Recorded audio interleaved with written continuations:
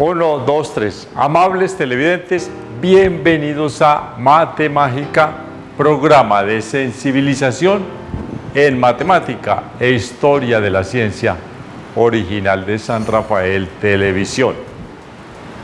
Como siempre, al iniciar, el saludo muy cordial y un gran agradecimiento al estadero Yacutur, nuestro patrocinador durante ya casi 200 programas.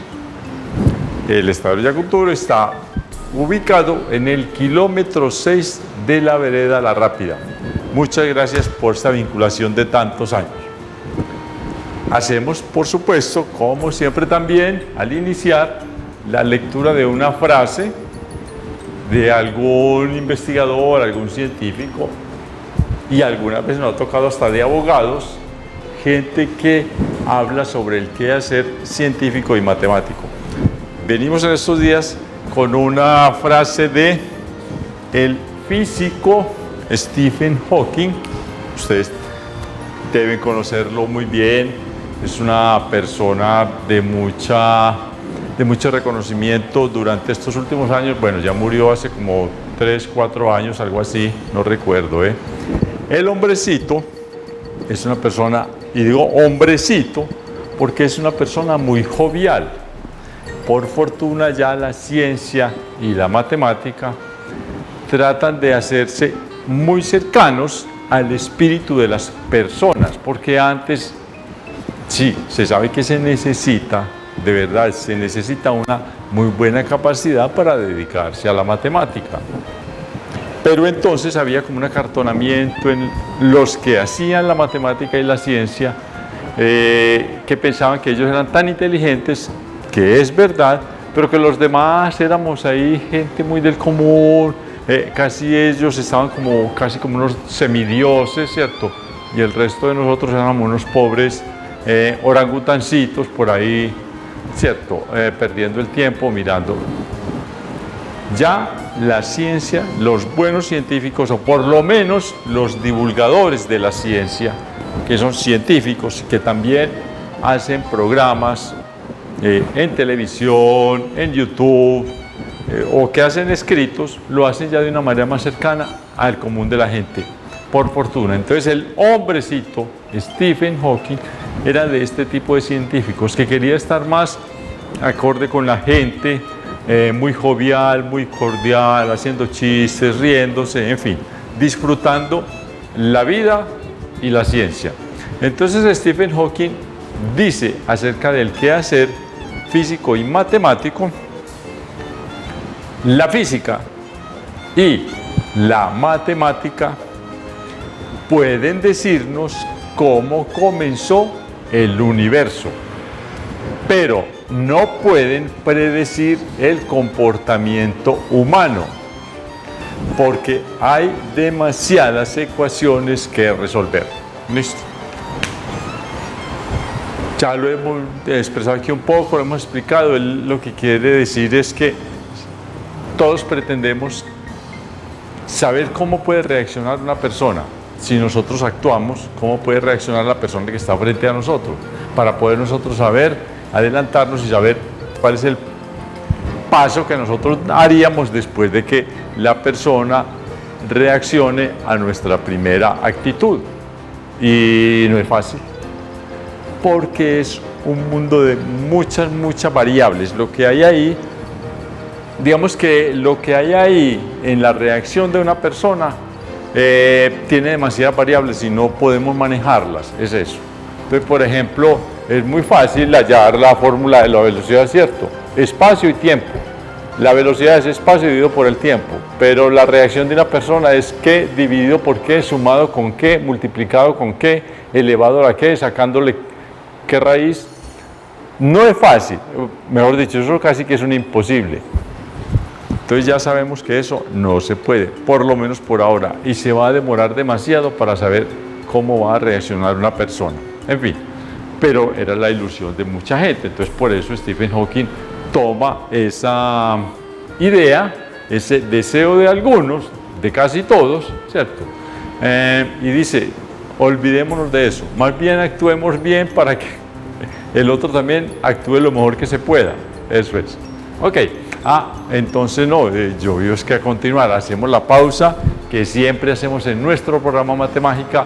Nos vemos en unos segundos para continuar con la vida y la obra de Johannes Kepler, astrónomo y matemático alemán. Nos vemos enseguida.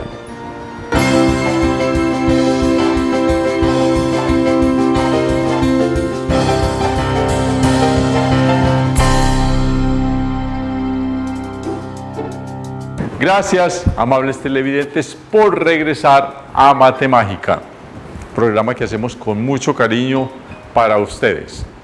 Entonces, vamos a escribir el nombre de nuestro personaje de estos días, Johannes Kepler, que para que lo vamos recordando, no para memorizar, ya lo hemos dicho muchas veces acá, no se trata de memorizar fechas, pero sí para ayudarnos a ubicar muy generalmente, de una manera muy calmada, para ubicar a las personas dentro de la cronología. Entonces sabemos que Johannes Kepler nació en 1571 y murió en 1630, ¿cierto? Y que es un astrónomo y matemático alemán dedicado, con mucha credibilidad, pues con mucha fe, mejor, con mucha fe, dedicado a saber cómo era que el universo, digamos la mecánica del universo, la parte mecánica, ¿cierto? Porque dentro de la cosmología, él fue uno de los primeros cosmólogos, ¿cierto? Dentro de la cosmología es el estudio del cosmos, del mundo completo en general, hasta donde avance el telescopio más eficiente que haya construido la humanidad. Desde nuestro querido planeta Tierra, nuestra querida Luna, nuestro Sol, nuestros amables vecinos, ¿cierto?, hasta la última estrella que se pueda observar. Y se sabe que después de la última estrella que se observa, por lo menos, pues es como lo que indicaría la composición del universo. El telescopio, bueno, el último que se lanzó el año pasado es el James Webb de la NASA. La NASA es la agencia del espacio, y de la NASA es Agencia Nacional de Aeronáutica y del Espacio de Estados Unidos. Ellos se han dedicado mucho a estudiar la cosmología, ¿cierto? Y se sabe hoy, se calcula, pues se tiene esa intuición y es lo más fácil que no falle. El telescopio espacial Webb ve hasta una última estrella, ¿cierto?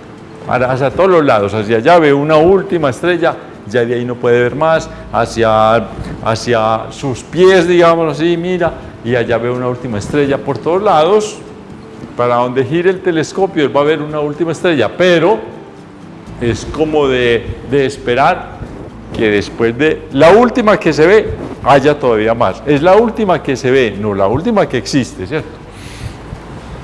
Entonces Johannes, aquí me faltaba una S, Johannes Kepler, el primer cosmólogo, perdón, el primero no, hubo algunos antes que él, pero uno de los que ya sí definió cómo se movían los astros, cuál era como una norma que había ahí, por lo menos cómo, ¿cierto? El cómo. Ya la parte más teórica del por qué, eso ya le correspondió a otro personaje que vamos a ver más adelante. Después de Johannes Kepler, vamos a trabajar un poco a Galileo Galilei y después vamos a trabajar a Isaac Newton, que Isaac Newton sí descubrió el por qué. La gravitación universal, la ley de la gravitación. Entonces, todas estas cosas que se estudian desde antes de Johannes Kepler, relacionadas con el movimiento de la Tierra, están dentro de un gran conocimiento, de una gran rama del conocimiento que se llama la cosmología. Y la cosmología tiene que ver con astrofísica, ya es cómo se componen los astros internamente, ya no es cómo se mueven unos en relación con otros, sino ya es cómo están constituidos internamente. Y digamos que es una situación más bien básica, complicada sí, pero no hay demasiados elementos, demasiadas variables que estudiar ahí. Son pocas más bien, ¿cierto? Teoría es la teoría atómica, pero no hay más variables. Ya hay situaciones que parecen como irrisorias, eso no lo esperaría. Esos asuntos tan grandes que hay en el universo, ¿cierto? Esas estrellas, las supuestas no, eso es verdad. Supuestas si no existieran y apenas estuviéramos como intuyendo que existen. No, ya se sabe que existen las estrellas de neutrones, los agujeros negros, las estrellas, los gigantes rojos, las enanas blancas, en fin. Ya eso, prácticamente la única variable es la cantidad de átomos que tengan. Pues las toneladas y toneladas de átomos. Entonces, si tienen, digamos, como en el Sol, ¿cierto? Sí. Si son más pequeñas que el Sol, les sucede un asunto. Si son más grandes que el Sol, les van sucediendo otros asuntos a medida que va aumentando la masa. Pero no hay más que ver ahí. Es un asunto que uno esperaría que hubiera más elementos, ¿no? El elemento básico es cuánta cantidad de átomos hay en las estrellas. Y de acuerdo con eso, ellas van cambiando a través de los milenios. Bueno, eso también es parte de la cosmología, y la cosmología, para que nos sorprendamos, también nos estudia en parte a nosotros, ¿cierto? En la cosmología también entra hasta la historia y hasta la literatura. Lo que pasa es que ya se olvida uno prácticamente de que pertenecen a la cosmología. Entonces se estudian como capítulos casi aparte, pero eso hace parte de la cosmología, el estudio de nuestra evolución cultural también. ¿Ok? Perfecto. Entonces, decíamos que este asunto que se viene trabajando pues que trabajó Johannes Kepler, que es quien nos interesa ahora, se viene trabajando. Vamos a hacer un pequeño recorderis mínimo de este asunto, ¿cierto? Yo siempre hago la recta cronológica, una línea cronológica. Sabemos que empezábamos por aquí en el siglo VII, ¿sí? Siglo VII antes de Cristo, ¿eh? Y no vamos a hacer mucho énfasis ahí, hagamos unos puntos suspensivos. Aparece por acá en el año 100 uno de los importantes, en el 100 después de Cristo, ya es positivo, ¿cierto? En el año 100. Entonces Cristo había nacido 100 años antes de Ptolomeo. Sí, 100 años antes. 100 años antes había nacido Jesucristo. 100 años después de Jesucristo, qué evidente, nace Claudio Ptolomeo. No vamos a hacer mucho énfasis. Y viene por acá nuestro querido amigo Johannes Kepler. Esto es en el siglo, pongámoslo por siglos. Entonces esto es el siglo XVI y XVII, ¿sí? Entre el siglo XVI y XVII. Pongámoslo el XVII. Me equivoqué. El siglo XVII es una X, una V y dos I's, ¿cierto? En romano. Siglo XVII, aunque también pues él nació fue en el siglo XVI, 29 años antes de que se acabara el siglo XVI, viene Johannes Kepler. De acá hasta acá, del siglo -7, entonces es 17, ¿sí? Y le sumamos 7 atrás de la época de Jesucristo, 17 más 7, 24, hasta Johannes Kepler, ¿cierto? Son 24 siglos. Desde acá hasta acá son 24 siglos, 2400 años, ¿cierto? 24 siglos, 2400 años, hasta Kepler, el ser humano tratando de entender qué es lo que pasa con nosotros aquí, que estamos parados, como que a veces quietos, como que no quietos, como que nos movemos, como que no nos movemos. que sí nos movemos, pero no sentimos ese vértigo de esa velocidad tan enorme que lleva el planeta Tierra, no lo sentimos, entonces nos parece que no nos movemos, desde nuestra perspectiva parece que es el Sol el que se mueve y no nosotros, y cuando es al contrario, somos nosotros los que nos movemos. 24 siglos, o sea, 2400 años tratando de entender esos fenómenos. Y entonces en el siglo XVII ya estamos en el XXI, le agregamos 4 más, son 4, pongámosle 2700 años, para que no nos vayamos porque nos vamos a exagerar, es que apenas estamos empezando el siglo XXI, ¿cierto? Bueno, el XXI, para seguir siendo congruentes con nuestra manera de hacerlo, el 24 sería así, perdón, el siglo XXII. Es esto, el siglo XXII en romano. Del 17 al 22 son 5, pongámosle, no le pongamos 5, pongámosle 4 años. Más o menos, 2800 años tratando de entender qué es lo que pasa nosotros montados sobre el planeta Tierra. Ok, eso es una especie de pequeña ubicación de lo que hemos venido haciendo. Veníamos diciendo que Johannes Kepler había ya empezado a intuir unas normas, ¿cierto?, que él deducía, eso se llama deducción o inducción, ¿cierto? Él veía unos datos y de ahí hizo una inducción. Deducción, pero no voy a hacer la aclaración ahora porque nos demoraríamos demasiado, pero una cosa es deducción y otra cosa es inducción. Para nosotros en el lenguaje común, inducción y deducción, o inducir y deducir, en un lenguaje común, estamos escribiendo un cuento y fulano de tal, el investigador dedujo que fulano de tal le robó al otro, ¿cierto? Y no queda ningún problema en decir eso. Lo dedujo por ciertos elementos de juicio que tenía.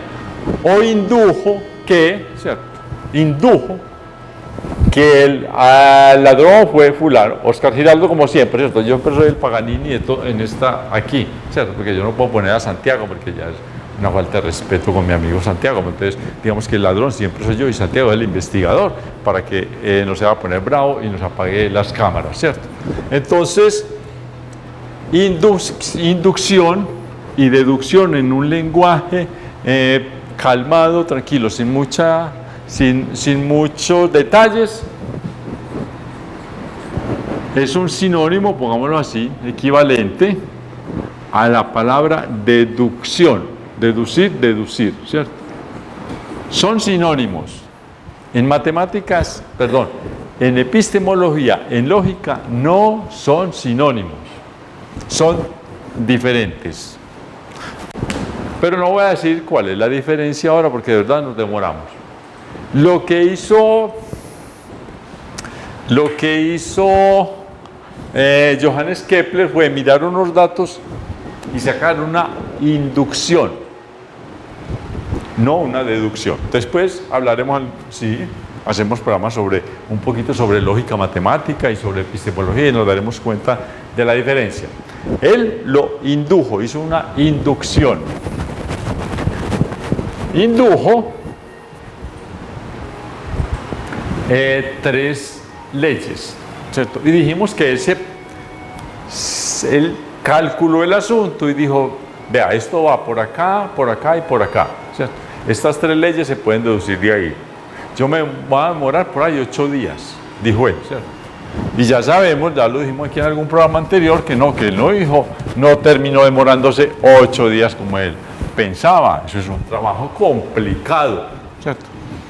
Y se demoró casi 8 años para empezar a dar esas normas. Eso ya lo habíamos dicho, para sacar las 3 leyes, ¿cierto? En total. Primero sacó unas y la tercera se demoró todavía más. Perfecto. Lo que debemos entender lo dije ahora al comenzar el programa, es que el amigo Johannes Kepler era un científico un matemático con una gran tendencia, y yo lo alabo porque de verdad ese sentimiento es muy válido. Era un ser también muy místico. Pongámoslo, él era un científico, ¿cierto? Pero además tenía en su espíritu la mística. Él creía de verdad en las conexiones y no es malo. Lo que pasa es que a veces con esto se exagera, no se prueba o a veces no se llega a nada, pero son sensaciones muy, muy intensas. La mística. Era científico y místico. Eso casi no se da. De verdad puedes creer en Dios, porque uno también, hay otra palabra que dice, es que la mística es muy importante. Y a veces la mística es la fe, el tener el tener siempre la constancia, ¿cierto? A veces se dice mística para decirle a uno que hay que tener constancia aliada con la fe, la constancia aliada con la fe, listo. Pero lo que él tenía de verdad era que él creía, estaba convencido de que él podía, a través de la ciencia y de ese descubrimiento, tener una unión, eso es la palabra, una unión con el universo. Él lo pensaba así, y de hecho eso se da mucho en las creencias orientales, en la China y en el Japón, se habla de estar unido al universo, ¿cierto? Eso es una sensación, no hay manera de definir y de ahí no se puede sacar más, pero hay que celebrar, de verdad tenemos que celebrar que exista la mística. A mí me fascina, de verdad me fascina. Entonces, él creía tanto en que Dios estaba ahí con él, acompañándole, y que lo que él hacía era conectarse con Dios y agradecerle a Dios, que él cada vez que descubría un hecho nuevo, cada vez que Kepler se daba cuenta de algo que era constantemente, porque él estaba haciendo una investigación, y entonces venía aquí, unía unos elementos y percibía una cosa, venía por acá, leía unos datos, veía y unía otros elementos, sacaba otra inducción, ¿cierto? También puede ser la palabra conclusión, hacía una conclusión, en realidad era una inducción, veía otro asunto del universo como iba encajando, y él constantemente estaba agradeciéndole a Dios el haber comprendido algún hecho. Les voy a leer la frase porque para mí es muy difícil.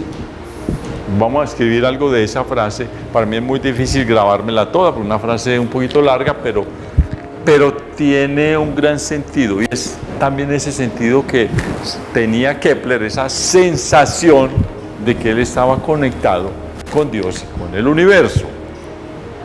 Decía, el principal propósito, vamos a escribirlo aquí, algunas palabras, propósito, el principal propósito de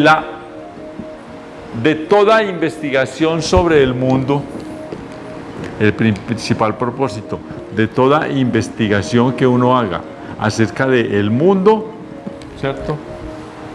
Debe ser descubrir el orden y la armonía racionales impuestas por Dios. Voy a volver a leerlo.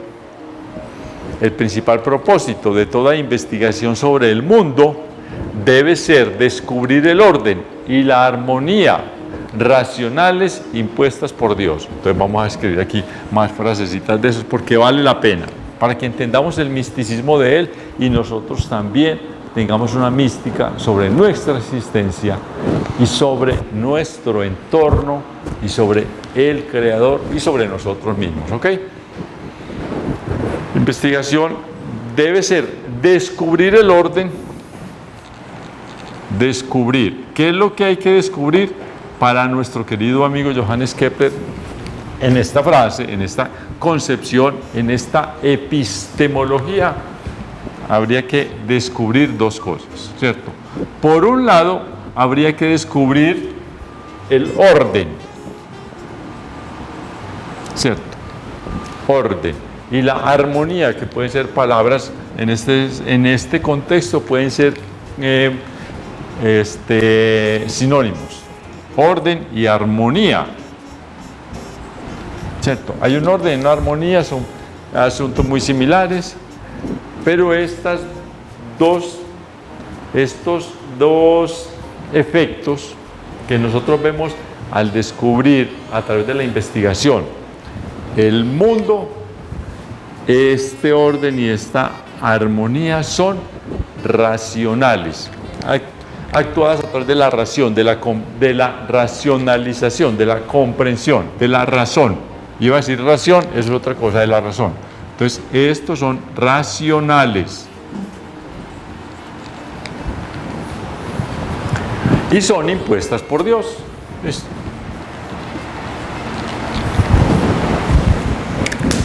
Entonces, vamos a volver a leerla.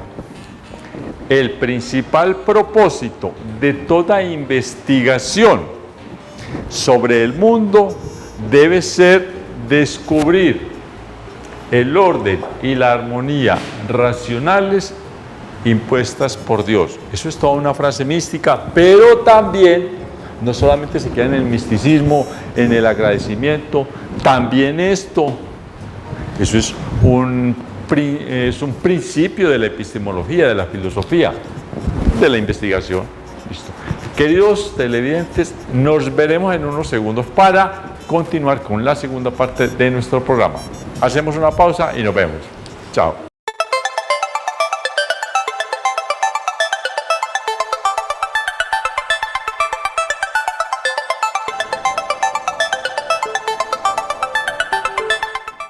Amables televidentes, gracias por regresar a Mate Mágica para continuar trabajando, viendo esa aventura magnánima, grande y mágica de Johannes Kepler.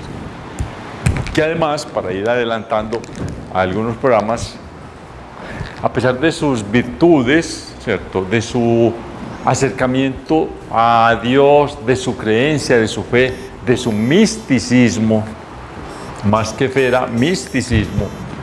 Es que fe para mí es muy fácil. Ay, sí, yo creo en Dios. No, él estaba convencido y él prácticamente hablaba con Dios constantemente. A pesar de eso, en la biografía, a Johannes Kepler lo perseguía mucho la pobreza toda la vida. No era como al otro, ¿cierto? Como al amigo de él, a Tycho Brahe, que lo persiguiera la riqueza, claro. Ojo.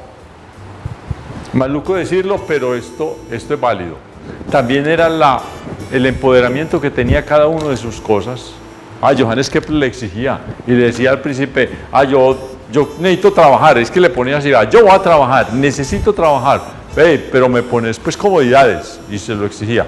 Johannes Kepler era más tímido, ¿cierto? Más timorato, no exigía, y entonces los maldingos príncipes le tomaban el pelo hasta sin darse cuenta, pero era porque Kepler aguantaba mucho eso. Entonces también hay que ver cómo era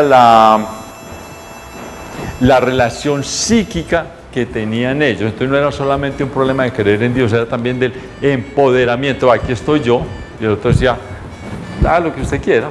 Bueno, ok, a Johannes Kepler le iba un poquito mal económicamente, porque él no exigía. A lo mejor si hubiera exigido, nosotros le hubieran puesto cuidado, pero él era esperando. Él era, digamos, un poquito decente también, no tanto tímido. Él esperaba que si el príncipe le decía, te voy a pagar tu sueldo, esperaba que el otro reaccionara y pagara el sueldo. Pues como muchas veces con ciertos gremios que hay en los países, no en Colombia solamente. Entonces yo la peleo y el gobierno termina asustadito pagándome. Pues yo no la peleo, el gobierno se hace loco conmigo y me pone la pelea de a mí y me desbarata. Eso pasa también. Entonces hay que empoderarse y exigir. También hay que saber exigirse. Uno no puede ir a tirarle piedras así nomás. Y entonces el gobierno, venga, porque entonces el gobierno nos manda el ESMAD. No, hay que exigir decentemente, pero también sería muy bueno que si yo ya trabajé, hermano, yo no tengo que ponerme a pelear y tirarle piedra al ministro de Educación para que me pague. No debería ser así, pero listo, ok. Vamos bien, es el empoderamiento, perfecto. Vamos a escribir aquí fechas. En 1609, ¿cierto? Vamos aquí trayendo a este lado una columna de fechas y viendo qué es lo que pasa en estos años que vamos poniendo acá sobre la izquierda, ¿cierto? La izquierda mía y la y la derecha de usted, y la izquierda de ustedes también, ¿cierto? Entonces, aquí si yo estoy así es sobre la derecha, y si estoy así sobre la izquierda no. Pero digámoslo, en el convenio que hacemos aquí es la izquierda. Entonces ponemos aquí las fechas y decimos que en esta fecha de 1609, el Johannes Kepler ya escribió una monografía, un libro, se llamaba La Nueva Astronomía. Vamos a ponerlo así, nueva, una U, nueva, astronomía. No nueva gastronomía, no.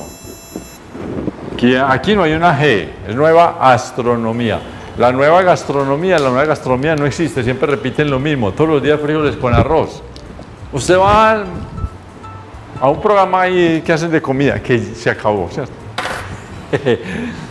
Y todos los días es lo mismo. Y alcachofas y no sé qué, y todos los días es lo mismo.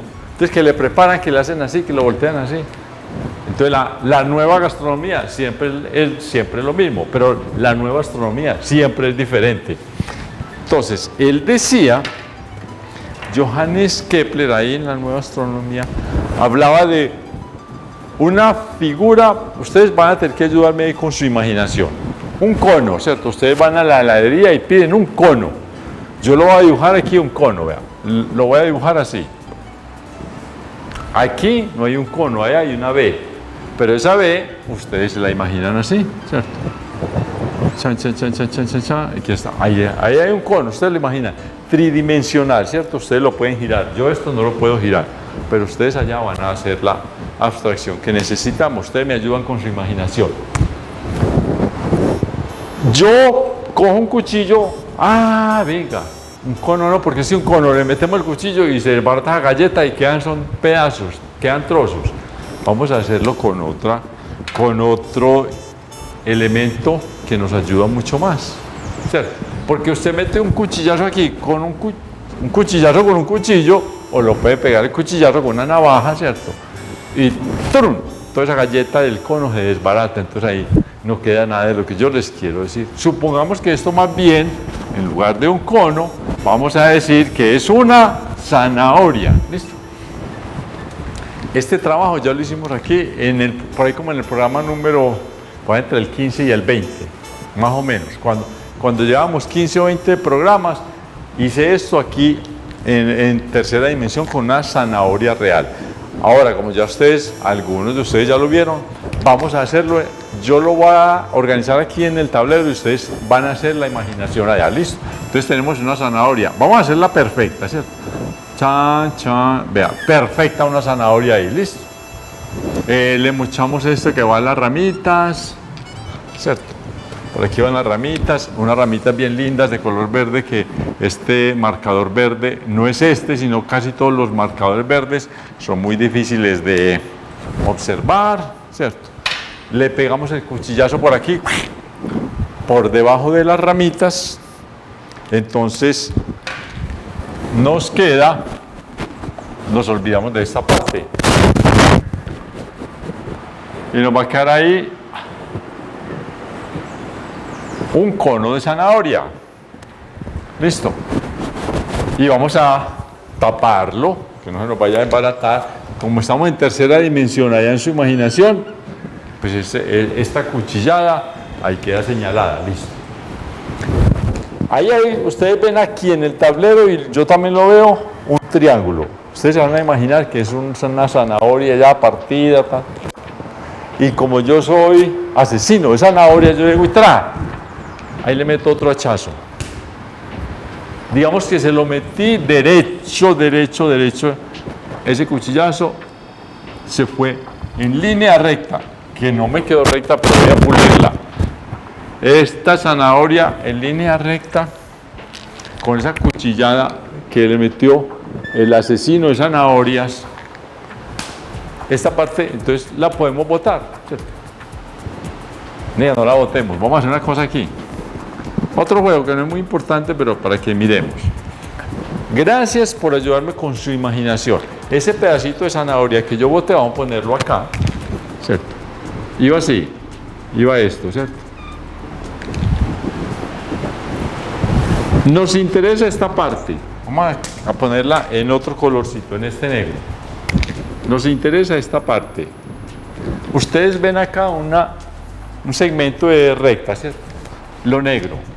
Acá vamos a hacer lo mismo. También vamos a cambiarlo por un segmento de recta negro. Ese corte que se hizo con el cuchillo ya no va a quedar rojo. Para que lo observemos, es una línea negra que nos va a ayudar a recordar. Lo que ustedes ven acá, ojo, necesito ya su imaginación, atención. Lo que ustedes ven acá, una línea roja, en la realidad de la zanahoria, ustedes ven ahí en la realidad, tu imaginación. Atentos pues, ustedes ven un círculo, ¿o no? Un círculo. Ustedes pueden hacer la zanahoria así de frente, el conito acá, ¿cierto? Aquí está la puntica de la zanahoria, la ponen aquí, y ustedes lo que ven acá es un círculo. ¿Estamos? Listo, un círculo, más o menos bien dibujados. ¿Sí o no? Eso es lo que ven ustedes cuando parten una zanahoria en una forma, le dan un corte transversal, se llama ese. Ponen la zanahoria así y ven un círculo. Listo. Vamos a hacerlo de una vez acá. ¿Qué tal si a esa zanahoria, a lo que quede, también le hacemos otro corte? Y se lo hacemos, necesito también su imaginación, vamos a tenerlo acá, ya hemos cortado la parte de la zanahoria, vamos acá, le damos unos giros, obtenemos un círculo, y esta vez vamos a meter, yo, asesino de zanahorias, voy a meter un hachazo aquí, y ya no va a ser horizontal, un corte transversal. Digamos que este asesino de zanahorias, que se divierte tanto, lo va a hacer así, en diagonal. Vuelvo, por favor, querida gente, ustedes me van a ayudar ya con su imaginación, al voltear su imaginación, perfecto, al voltear esa zanahoria que ya está partida así, ustedes van a ver, yo les voy a ayudar aquí, pero ustedes van a hacer el trabajo importante. De verdad, esta línea oblicua, negra que se ve aquí, de ese corte de la zanahoria, ustedes lo que van a obtener es una elipse. Bueno, no me quedó muy bien, vamos a hacerla más perfecta, un poquitico mejor. Listo, eso es lo que ven ustedes. Acá con el corte transversal, horizontal, perfecto, vemos un círculo. Si hacemos un corte oblicuo, vamos a obtener una elipse, ¿cierto? Y si hacemos un corte en esta última parte, no va a ser más, pero se pueden hacer otros más. Vamos a decir que el loco asesino de zanahorias va a hacer un corte por acá. Entonces este iba así, ¿cierto? Esta es la parte de zanahoria que hemos obtenido. ¿Qué tal si yo hago un corte de esta manera? Lo hago por acá. Hagámoslo en negro para que nos quede mejor visualizado allá. Yo hago el corte así, totalmente vertical.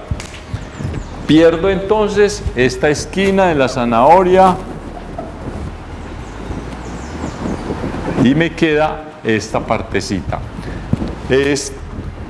Esta parte que me queda aquí, señalada en negro, aquí otra vez su imaginación. Lo que vamos a obtener, hacemos el corte. Oscar Giraldo lo hace por ustedes para que ustedes no sean asesinos. Lo hago vertical, giro la zanahoria y lo que voy a obtener aquí, ustedes van a ver que realmente va a ser esto. Aquí sí necesito mucho su imaginación. Uno va a obtener, no tan plano acá, me quedó muy plano en la parte de abajo, es un poco más aguda la situación, Digámoslo, vamos a dibujarlo acá. Me queda como algo así y se abre hacia acá. Este corte es más difícil de hacer en su imaginación, pero yo sé que ustedes de verdad hagan el esfuerzo. Lo que van a ver es parte de la zanahoria como una tajadita si lo hubieran sacado, que se va a ver más o menos en esta forma.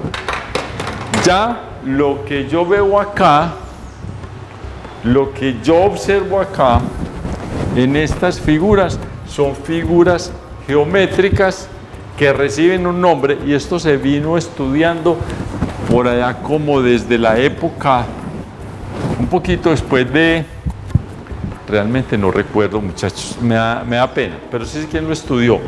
Eso fue como en el siglo II antes de Cristo, más o menos. Es un geómetra griego, este es el nombre, Papus. Tal vez es en el siglo, Papus de Alejandría, entonces sí, es Papus de Alejandría. Venga, ahora sí me ubico un poquito cronológicamente, por eso es que yo les digo, vea, no se graben las fechas, pero traten de ubicar cosas. Miren, Alejandría es una ciudad fundada por Alejandro Magno, ¿cierto? Que Alejandro Magno es del siglo III antes de Cristo y él fundó Alejandría. Y Papus de Alejandría, que nació Papus, este geómetra griego llamado Papus, nació en Alejandría, puede ser más o menos por ahí del siglo II antes de Cristo, ¿cierto? Ya Alejandría era muy famosa. Se los debo. No, venga, aquí podemos hacerlo. Santi, ¿me puedes hacer un favor? Ubícame ahí en Google. Papus de Alejandría. A ver en qué siglo nació él, por favor. Mientras tanto, mientras Santiago nos colabora, nosotros seguimos hablando sobre esto. Y Papus habló de un asunto, a esto lo llamó, a estas figuras que hay aquí, el círculo, la elipse. 290, 350. ¿Antes o después de Cristo? A 350, entonces después de Cristo, sí, listo. Entonces es del siglo IV después de Cristo, listo. Yo estaba pensando que en el siglo estaba equivocado ahí. Yo estaba pensando, gracias Santi, yo estaba pensando que en el siglo II antes de Cristo, en el siglo IV, lo escribimos así, siglo IV después de Jesucristo, listo. Este señor Papus de Alejandría llamó a estas figuras, las llamó cónicas. ¿Por qué?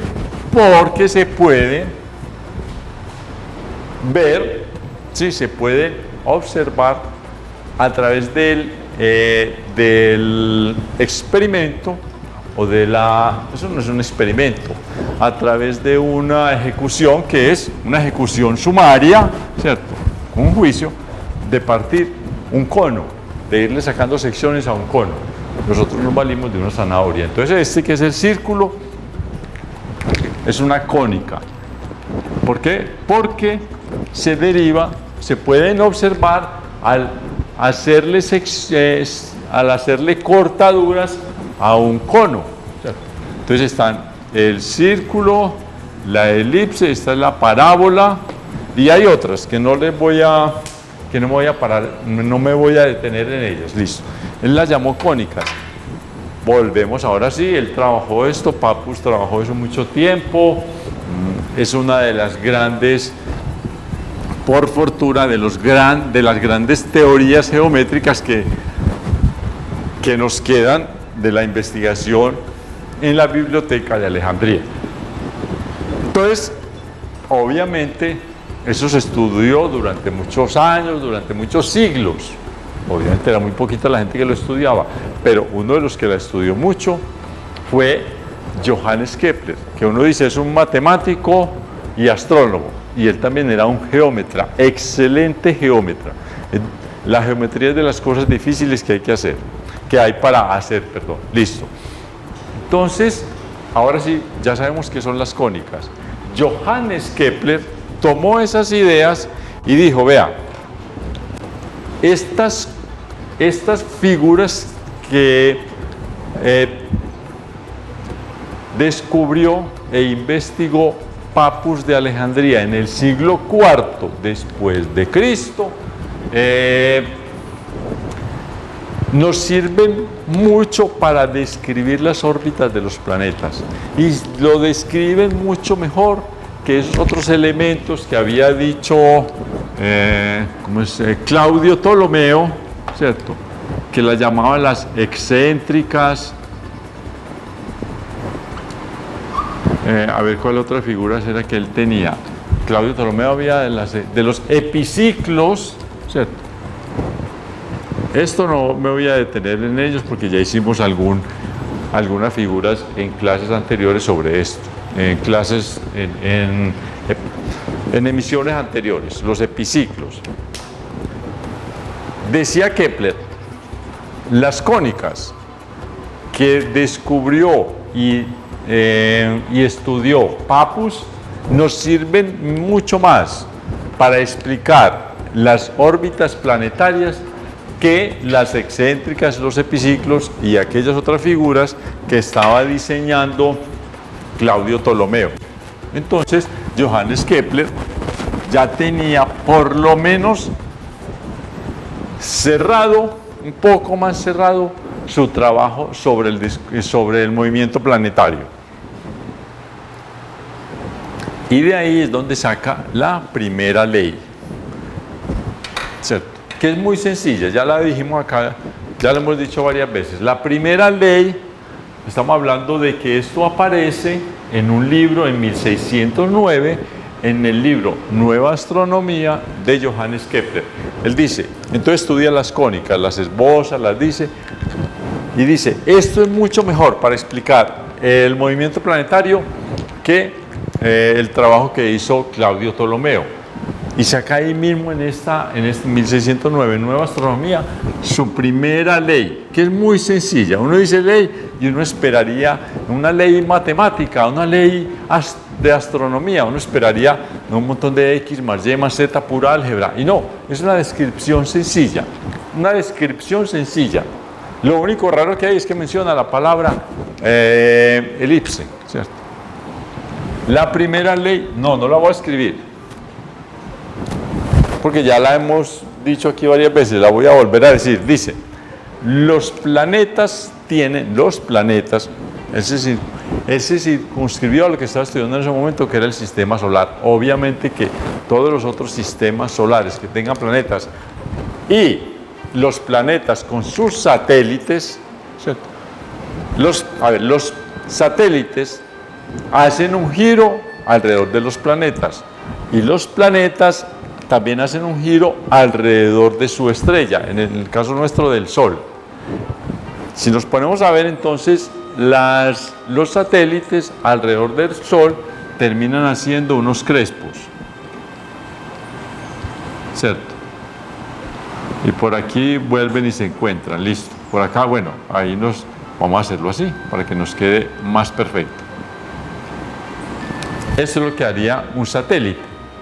Y el planeta iría por aquí, ¿cierto? Dando también una elipse.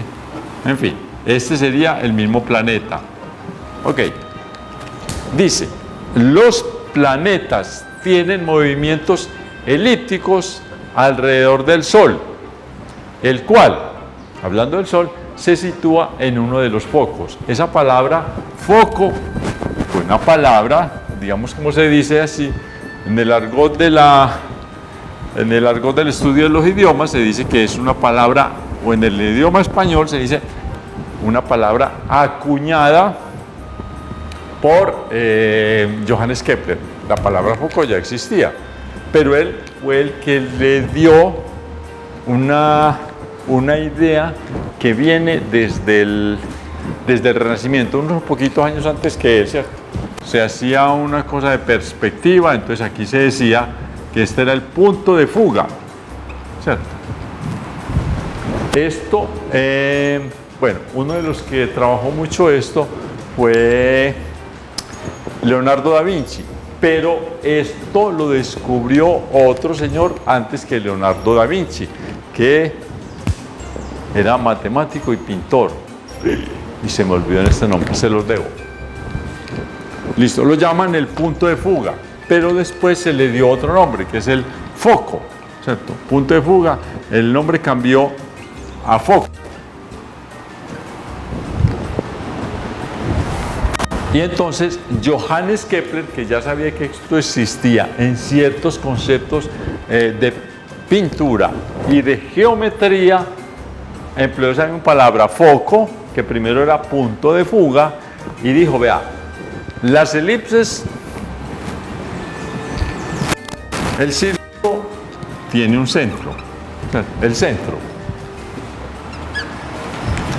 Pero las elipses, en lugar de centro, vamos a llamarlos, tiene dos puntos importantes, vamos a llamarlos focos. Eso fue lo que dijo Johannes Kepler.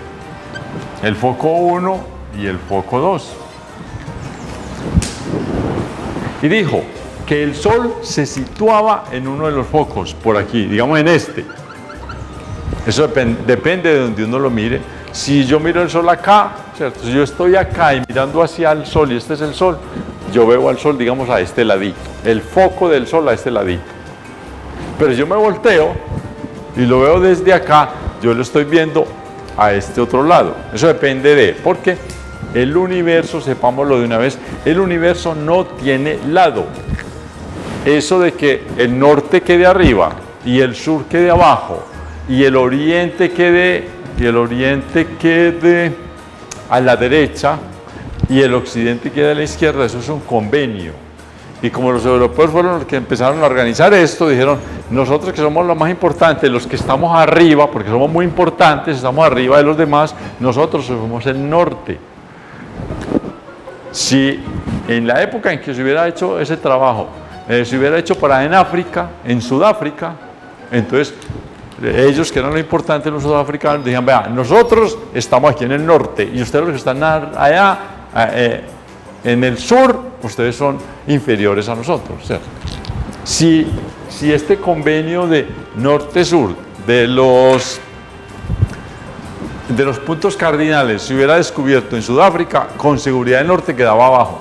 Bueno, sí, de verdad, esas son situaciones psicológicas, sociales, digamos sociológicas, pero en el fondo el universo no tiene lado, que eso nos quede de acuerdo. El lado que nosotros le hablamos ahora es porque nos han hecho un convenio, pero eso no se percibe mucho, pero eso es parte de la dominación ideológica que hay. Y aunque esto suene como marxista, pero es la verdad. No quiero ser marxista, pero es la verdad. Bueno, es una especulación que hago ahora. La primera ley, entonces la definimos. Los planetas tienen un movimiento elíptico alrededor del Sol, el cual se sitúa en uno de los focos. Aquí está el Sol, eso es todo. Ahí no hay una gran maravilla de una ley, no hay ningún álgebra espectacular, no hay x elevados a la 500.000 millones, ¿cierto? No hay z raíz quinta 58 de nada, una cosa sencilla. Esa primera ley aún no nos sorprende porque es muy sencilla. Ahí hay una elipse y el foco está a un lado y el planeta va alrededor de él y hace una elipse, ya. Así de sencilla, es muy escueta. Y creo, amables televidentes, que con esta primera ley ya dicha, ¿cierto? Cerramos nuestra emisión de hoy y nos veremos en 8 días para continuar con la obra, ya las conclusiones del trabajo de Johannes Kepler. Nos vemos.